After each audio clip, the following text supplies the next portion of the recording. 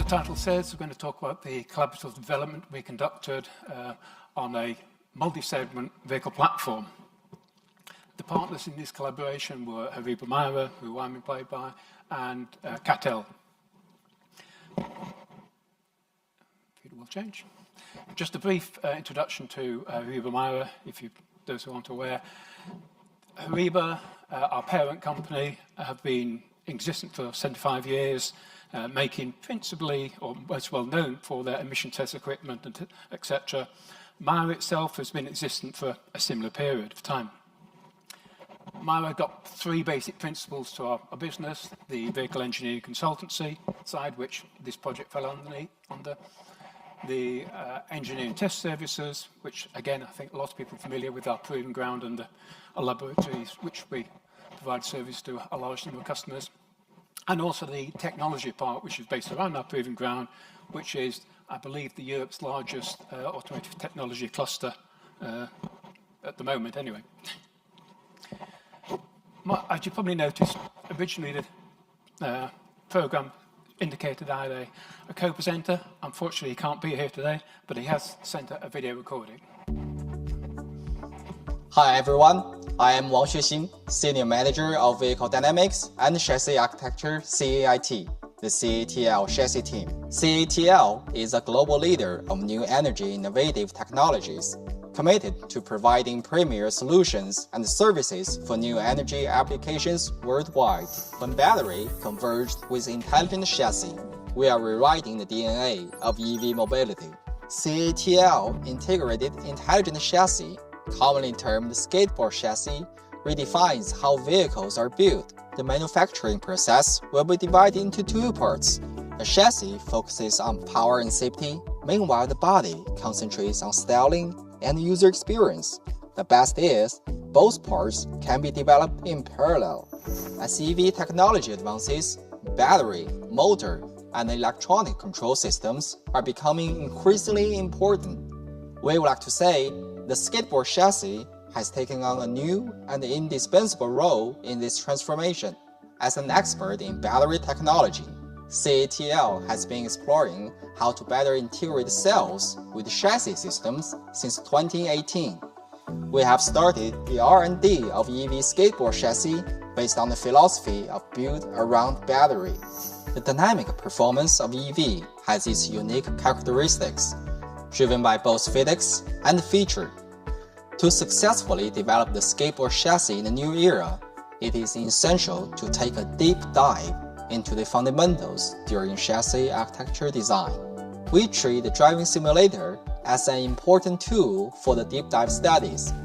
At the beginning of the development, we started to look for a partner who possesses this tool and can deal with it professionally, and we cooperated with MIRA for the advanced development of vehicle dynamics and chassis architecture of our leading platform. Thanks to MIRA's driving simulator technology, which bridges the gap between subjective feelings and objective data, the advanced development of CIAC dynamic attribute was greatly promoted with high-level confidence. Besides dynamic attribute, the flagship edition, the CATL Bedrock chassis, has achieved ultra-high safety, which can withstand 120 km/h frontal impact with no fire and no explosion.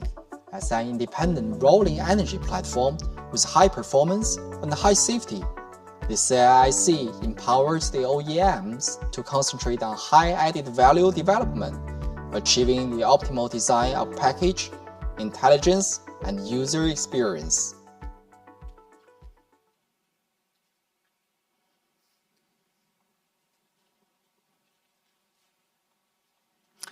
Okay, so platform, what's it got, the objectives of the program, what's it got to do? It's got to cover a range of segments: sedan, SUV, MPV, quite a range of lengths, variation, wheelbase, track, ride heights. It needs to be capable of covering the premium, sports and luxury segments of the markets. As already mentioned, it incorporates cell-to-chassis technology, so it's a very efficient package design, and we can maximize the benefits of structure from that. It will also have a range of front and rear EDU options within the program. So that's a challenge. How do we go about such a program? First of all, everything starts and finishes with the customer. So understanding the customer's requirements, the end customer talking about what they perceive in a vehicle, what they think of it, is key. So we start off with a physical benchmarking, and we evaluate it from a customer's perspective. So this is a high-level customer evaluation, not the detailed analysis of how people achieve it. This is about the attribute and what the customer feels. We're doing that, of course, I say, across a range of segments and different sub-segments as well. So you end up with quite a complex range of requirements there. We also, as a key point, need to be able to, the idea of this platform, it's sold to different OEMs, or they can use it, it needs to meet their perceived brand DNA. So even within those subsection and sub-segments of different markets, you have different requirements. What you have here is, in fact, the 4 different brands, their perceived DNA. That's one continent, one country, and one market segment. You can see the difference that different brands would be asking for, even within that one segment. So again, a lot of complexity, a lot of noise in the requirements. So having done this real world, understand what the customer is looking for, we then make the transition into the virtual world. Interesting to hear Boris point a little earlier about doing your benchmarking target setting in the virtual world. Exactly what we did. So how do we do that? We take key vehicle reference vehicles out of our benchmarking and build digital twins of them. That gives us the link into the back to the real world. As part of that, we have our normal standard procedure, sort of K&C tests, MOI, as well as vehicle track testing, where one of the key things we do, in fact now, or it's more importantly, is characterize the active systems on the car and then simulate those with our own control systems on the DIM. So it allows at a high level to understand what those contributions are and produce digital twins that are representative of those vehicles. As we look at those requirements for the different segments, etc., you end obviously with a range of requirements. But those are the balances you're getting, the shifts in emphasis. Again, remembering this is all subjective still. Moving to the DIM, though, means that we can actually look at not just what our competitors do. We can stretch it and say, okay, but what if it's that longer wheelbase? What if that higher center of gravity or whatever, all the other things? In the virtual, we can do that. Just use a parametric model relatively easily. We can make all those studies.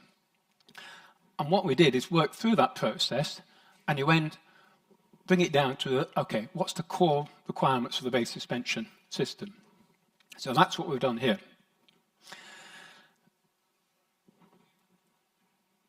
But I was talking there about the core requirements of the base suspension. Of course, there's all those other areas that you're all too familiar with that affect the vehicle. So what we have to do is take all those into account and allow for them. And effectively what we have to do is make the platform robust against all those variations. What do I mean by that? Effectively, it's the kinematics. Make them more linear. Make sure you're not restricted on wheel travel, so you have reasonable travels. The structure, make sure you have good attachment stiffness point. It allows you to then tune it later. Sometimes in one particular program, you can make a compromise. Doing a platform like this with multi-use, multi-requirements, you have to get the basics right. Absolutely fundamental. You also have to have a hardware deployment strategy. Again, we're saying we have different wheelbases, different tracks. How do you cope with that? You don't want to have to re-engineer all your parts every time. You need a strategy of how to actually cope with these different changes. in a structured way that is efficient, delivers the requirements of the vehicle, but is an efficient solution that you're not tuning up lots of parts, but can still deliver the performance you're looking for. It also needs to have the capability to package and have the performance compatibility with different active systems that different customers will want to deploy on it. A fairly key point. Active systems, effectively, I showed the core requirement. Active systems start to stretch your capability. Ones I'm talking of here are CVD dampers, air suspension, active anti-roll bars, etc., etc. They can all stretch what you get out of it. Major thing to remember, though, is that the benefits of these overlap a lot. You can go in and tick the box and say, I want one of everything. You're not going to get the benefit. What you need to do is identify what you really need for that particular program delivery and what's the most efficient way of delivering it. As an example, this is a test of an actual vehicle with CVD damping. And you can see, it's two vehicles. You can see the step input there. It's at a speed, in fact, where the input isn't doing a great deal. But if you look at the steady state roll gains, there's not that much different. There is some difference once you stabilise after the 2 to 3 seconds.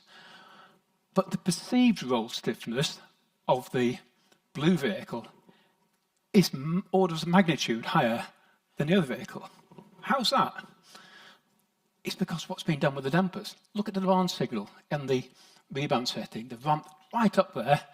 And if you look at the bottom left, where it shows roll rate, you see the roll rate is much lower. Or it starts to build, then it's pulled back quickly. In fact, it actually takes a second bite at it. It actually pulls it back and then goes again. But it's a total change. It's using CVD not just to improve the sort of skyhook damping or the normal ride thoughts. It's actually a very transient thing. It apparently changed the perceived steady state roll gain by the customer because it's that roll velocity is low and that their perception is it's not rolling nearly as much. So a way of actually getting your brand DNA, you don't have to necessarily go all the way. It's all about customer perception. As I said at the beginning, it starts with the customer, it ends with the customer.